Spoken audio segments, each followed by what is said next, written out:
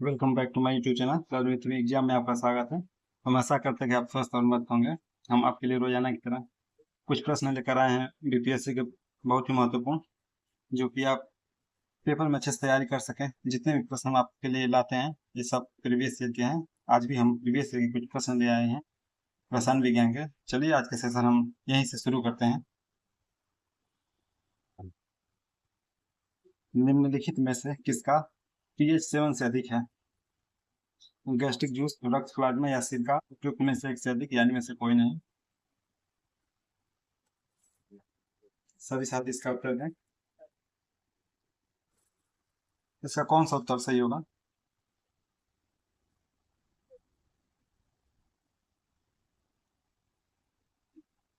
इसका option number B सही होगा, रक्त प्लाज्मा, जो कि 7 से ऊपर होता है। इसका पीएच मान 7.4 होता है। यह पानी में घुलनशील पदार्थों को अम्लता या क्षारता को मापने का मापक को ही हम लोग पीएच मान कहते हैं। पीएच मान का पैमाना 0 से 14 तक निर्धारित किया जाता है। पीएच मान 7 वाले पदार्थ को जो यहाँ पे होता है, ये कौन सा उदासीन होता है, ये सब उदासीन पदार्थ माना जाता है।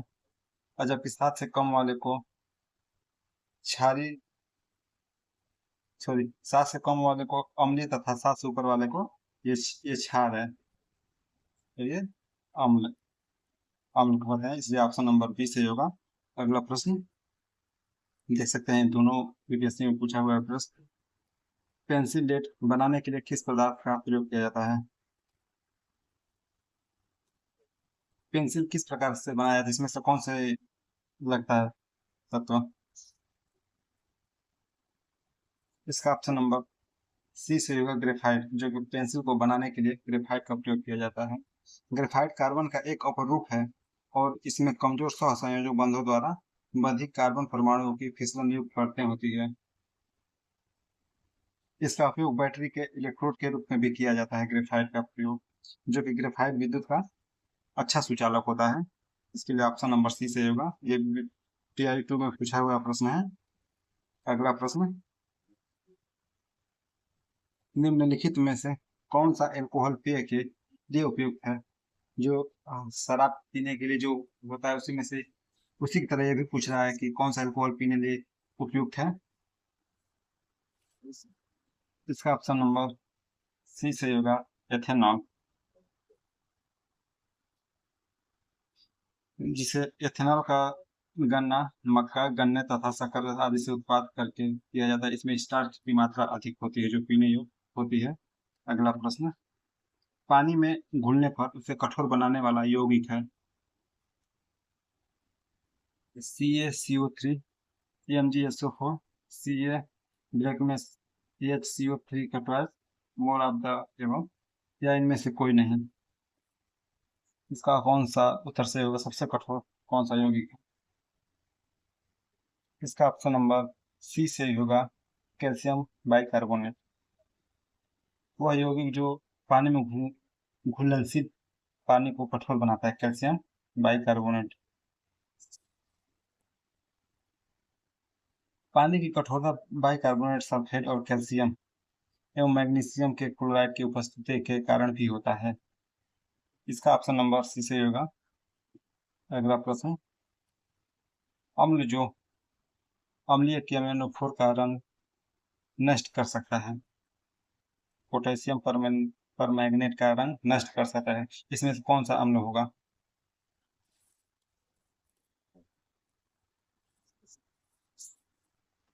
इसका ऑप्शन नंबर बी से होगा, CCH8O7। इसी का नाम है, हम लोग कौन से नाम से जानते हैं? साइट्रिक एसिड, साइट्रिक एसिड, इसलिए ऑप्शन नंबर बी से होगा। अगला प्रश्न, निम्नतम अवस्था में हाइड्रोजन परमाणु की कक्षा में एक इलेक्ट्रॉन की चाल होती है?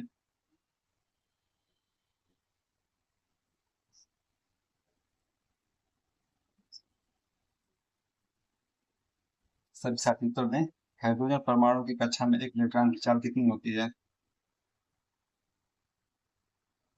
इसका ऑप्शन नंबर सी सही होगा, C/137, जो कि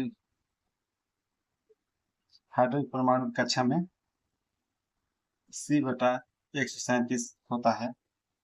इसका ऑप्शन नंबर सी सही होगा। अगला प्रश्न, Al2O3 into 2SiO2 into 2H2O निम्नलिखित में से किसका रासायनिक सूत्र है? मोनाजाइट का, चीनी मिट्टी का, रेत का, उपयुक्त में से एक से अधिक, यानी में से किसी का नहीं। इसका ऑप्शन नंबर बी से होगा, चीनी मिट्टी का, जो कि Al2O3 2SiO2 2H2O इसका रासायनिक सूत्र है किसका? चीनी मिट्टी का। इसका ऑप्शन नंबर बी सही होगा। चीनी मिट्टी या केओलिटिनाइट एक प्रकार के सफेद या सुगठित मिट्टी है जो प्राकृतिक अवस्था में पाई जाती है। इसका रासायनिक सूत्र आप देख ही चुके हैं। चलिए अगला प्रश्न,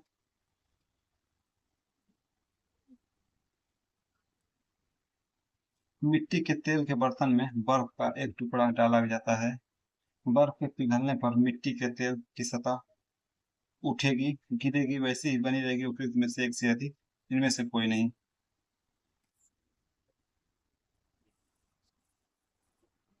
कौन सा इसका ऑप्शन नंबर सही होगा?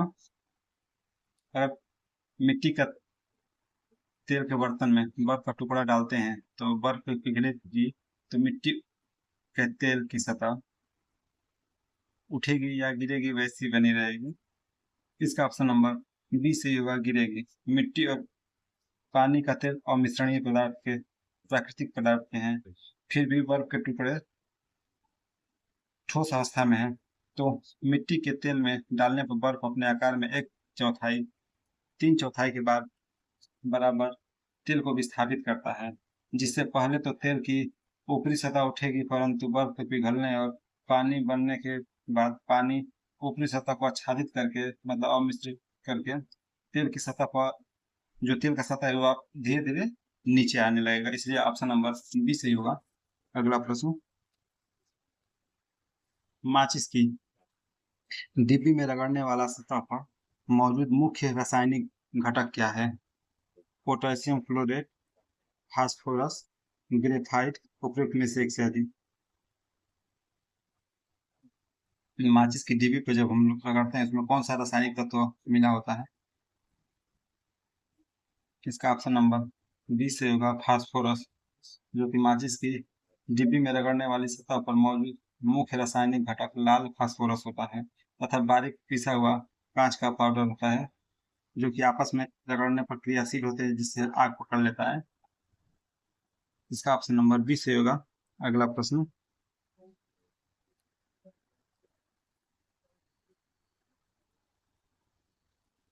क्षारीय बेसिक लेड कार्बोनेट का व्यापारिक नाम क्या है?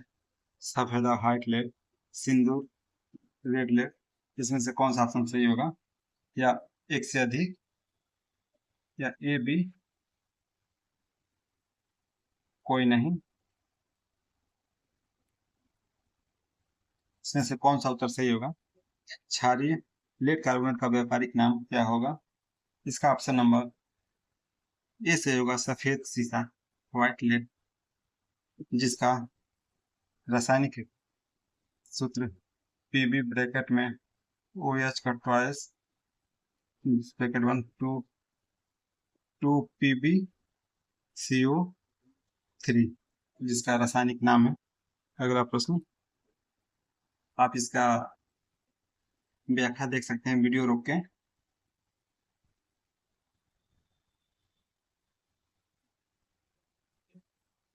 अगला प्रश्न, प्रबल अम्ल और दुर्लभ क्षार के बने लवण का पीएच मान क्या है? 7/7 से अधिक, 7/7 से कम, 10 और 14 के बीच, या उपयुक्त में से एक से अधिक, या इनमें से कोई नहीं। प्रबल अम्ल और दुर्लभ क्षार से बने लवण का पीएच मान क्या होता है? इसका ऑप्शन नंबर बी से होगा, 7 से कम, जो कि जबकि दुर्लभ सॉरी प्रबल अम्ल और दुर्लभ क्षार के बने लवण का पीएच मान 7/7 से कम होता है, जबकि दुर्लभ अम्ल एवं प्रबल क्षार से बने लवण का पीएच मान 7 से अधिक होता है। उदासीन विलयन का पीएच मान 7 होता है, जबकि प्रबल अम्ल और प्रबल क्षार या दुर्लभ अम्ल या दुर्लभ क्षार से बनता है। इसलिए ऑप्शन नंबर बी सही होगा। अगला प्रश्न, अम्ल क्षार का संकेतक होता है, निम्नलिखित में से अम्ल क्षार का कौन सा संकेतक होता है? सिरका, हल्दी, खाने वाला सोडा,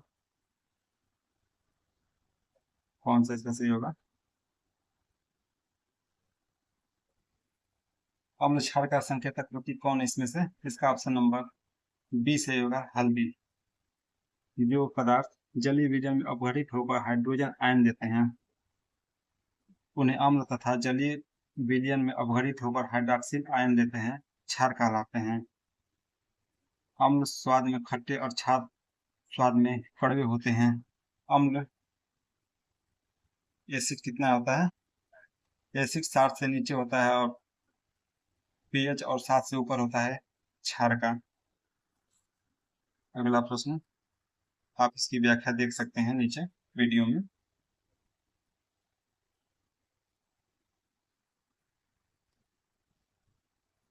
अगला प्रश्न, शुष्क बुझे हुए चूने पर क्लोरीन गैस की क्रिया से कौन सा पदार्थ बनता है? शुष्क बुझे हुए चूने पर क्लोरीन गैस की क्रिया से कौन सा पदार्थ बनता है? कैल्शियम क्लोराइड, विरंजक चूर्ण, हाइड्रोक्लोरिक अम्ल, उपयुक्त में से एक से अधिक।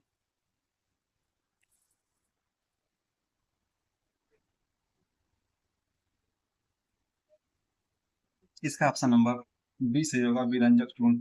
जिसे शुष्क बुझे का सूत्र क्या है? Ca ब्रैकेट में OH का ट्वाइस। इसका ऑप्शन नंबर बी से होगा। अगला प्रश्न, किसी ईंधन की क्षमता की सॉरी किसी ईंधन की दक्षता के संदर्भ में व्यक्त की जाती है?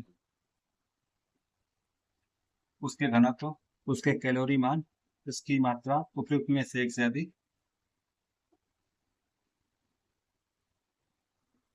इसका कौन सा उत्तर सही होगा? इसका ऑप्शन नंबर बी से होगा, उसके कैलोरी मान, जो कि किसी ईंधन की दक्षता के संदर्भ में व्यक्त की जाती है।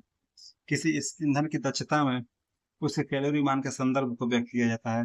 कोई ईंधन जिस क्षमता से अपने अंदर मौजूद रासायनिक ऊर्जा को अन्य प्रकार की ऊर्जा जैसे उष्मा या तापीय ऊर्जा में परिवर्तित करता है, वह उस ईंधन का दक्षता कहलाता है। इसलिए ऑप्शन नंबर बी से होगा। अगला प्रश्न, धातु निष्कर्षण में निम्नलिखित में से किसका उपयोग किया जाता है?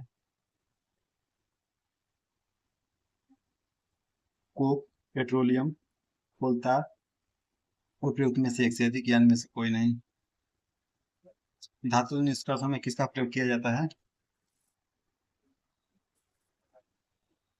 इसका ऑप्शन नंबर ए सही होगा, कोक, जो कि धातुओं के निष्कर्षण में इसका कोक का प्रयोग किया जाता है। इसका घरेलू उपयोग ईंधन के रूप में होता है तथा साथ ही साथ जल गैस और प्रोड्यूसर गैस के निर्माण में भी कोक का प्रयोग किया जाता है। अगला प्रश्न,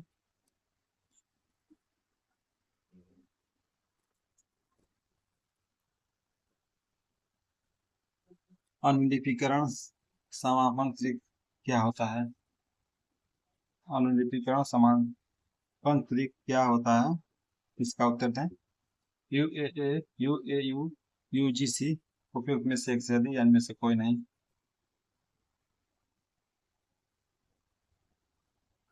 इसका ऑप्शन नंबर ए सही होगा, UAA। अनुलिपीकरण समापन क्रिया समाप्ति के लिए कोडन UAA और UG है। इस अवस्था में अंततः प्रोटीन संश्लेषित की प्रक्रिया रुक जाती है। इसे स्टॉप कोडन नाम भी दिया जाता है। अनुलिपीकरण समापन क्रिया होता है UAA। अगला प्रश्न, इसका ऑप्शन नंबर ए सही होगा। अगला प्रश्न, एरोमेटिक यौगिकों का मुख्य स्रोत है।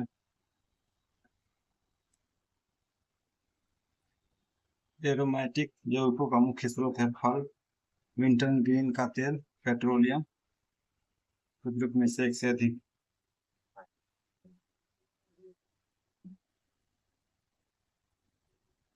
कौन सा इसका उत्तर सही होगा? इसका ऑप्शन नंबर सी सही होगा, पेट्रोलियम, जो कि एरोमेटिक का मुख्य स्रोत है। एरोमेटिक यौगिक वे यौगिक होते हैं जिसमें कार्बन परमाणु एक बंद वलय से जुड़े होते हैं। वलय वलय में प्रत्येक कार्बन परमाणु का पाई इलेक्ट्रॉन कक्षा में इलेक्ट्रॉनों को साझा करता है तथा एरोमेटिक यौगिकों को एक विशेष गंध देता है, इसलिए इसका ऑप्शन नंबर सी से होगा। अगला प्रश्न, साबुन एवं डिटर्जेंट स्रोत हैं कार्बनिक प्रदूषण के, जैसे कि ग्लिसरॉल, पॉलीफॉस्फेट, सल्फोनेटेड हाइड्रोकार्बन उपयुक्त में से एक से अधिक या इनमें से कोई नहीं। इसका कौन सा उत्तर सही होगा? इसका ऑप्शन नंबर डी सही होगा, उपयुक्त एक में से अधिक।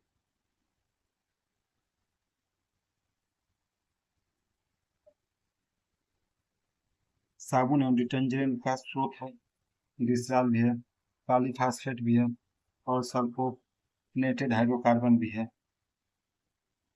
सभी साबुन और डिटर्जेंट में प्रदूषक हैं। चलिए अगला प्रश्न, निम्नलिखित में से किसकी ऑक्टेन संख्या शून्य है?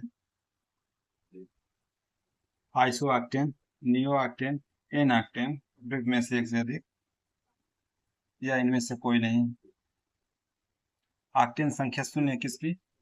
इसका ऑप्शन नंबर ई सही होगा, इनमें से कोई नहीं। अगला प्रश्न, क्रमिक कोशीय स्तर में विषाक्त पदार्थों की सांद्रता में वृद्धि को कहा जाता है?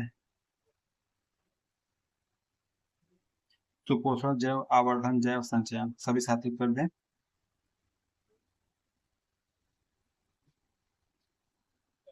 इसका ऑप्शन नंबर बी सही होगा, जैव आवर्धन, जो कि क्रमिक स्तर में विषाक्त पदार्थों की सांद्रता में वृद्धि को जैव आवर्धन कहा जाता है। जैव आवर्धन खाद्य श्रृंखला के माध्यम से अनियमितीकरण प्रदूषकों को बढ़ती मात्रा का संचयन है, जो कि जैव आवर्धन के प्रमुख कारण अजैविक कृषि, कार्बनिक तत्व, औद्योगिक गतिविधियां इत्यादि शामिल है, इसलिए इसका ऑप्शन नंबर बी सही होगा।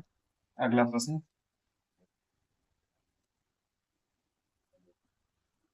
प्रत्येक कोशीय स्तर पर गैर अपघटनीय रसायनों के लगातार रासायनिक संचयन की प्रक्रिया को रूप में जाना जाता है। जैव आवर्धन, रूपात्मक आवर्धन, तापजनक आवर्धन, इनमें से कोई नहीं या उपयुक्त में से एक से अधिक।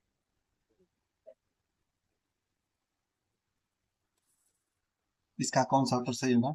इसका ऑप्शन नंबर ए सही होगा, जैव आवर्धन, जो कि प्रत्येक उच्च कोशीय स्तर पर बढ़ती मात्रा में खाद्य श्रृंखला में गैर अपघटनीय कीटनाशकों को संचय को जैविक आवर्धन के रूप में जाना जाता है, इसलिए इसका ऑप्शन नंबर बी सही होगा। ये कीटनाशकों के अवशेषों जैसे गैर अपघटनीय पदार्थों को जीवों द्वारा पचाया नहीं जा सकता, इसलिए वो भोजन के साथ अगले कोशीय स्तर के जीवों में चला जाता है, इसलिए ऑप्शन नंबर ये सही होगा। अगला प्रश्न, कोली फार्म क्या होते हैं? कोलीफॉर्म क्या होते हैं? प्राणियों के पाचन नाल में उपस्थित बैक्टीरिया, गर्म चश्मों में पाए जाने वाले बैक्टीरिया, अति ठंडे वातावरण में पाए जाने वाले बैक्टीरिया और फिर में से एक से अधिक यानी में से कोई नहीं। कोलीफॉर्म क्या होता है?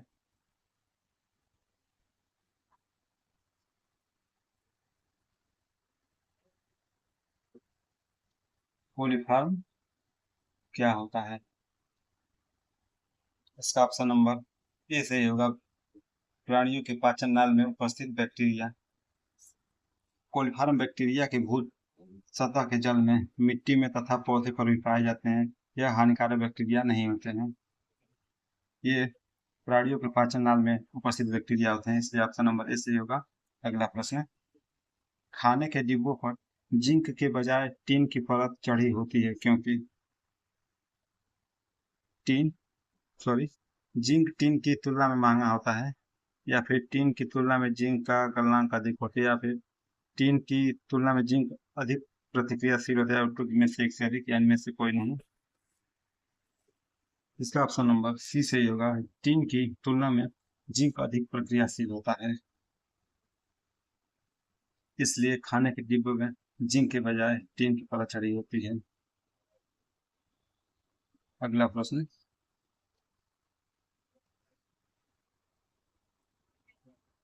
माफी चाहते हैं, आज का सेशन का आखिरी प्रश्न था। कल हम बायोलॉजी के कुछ प्रश्न लेकर आए हैं जो आपके लिए बहुत महत्वपूर्ण होंगे, वो भी प्रीवियस ईयर से सब प्रश्न है। अगर आपने अपने यूट्यूब चैनल को सब्सक्राइब नहीं किया है लर्न विथ मी एग्जाम को, तो सब्सक्राइब कर लें और अपने दोस्तों को शेयर करना ना भूलें, ताकि वो भी सब्सक्राइब करके जल्द से जल्द पढ़ाई जारी रखें। आप देख ही सकते हैं कि नौकरी के लिए कितने ही कंपटीशन लगे हुए हैं। तब तक के लिए हमारे चैनल पर बने रहिए। धन्यवाद।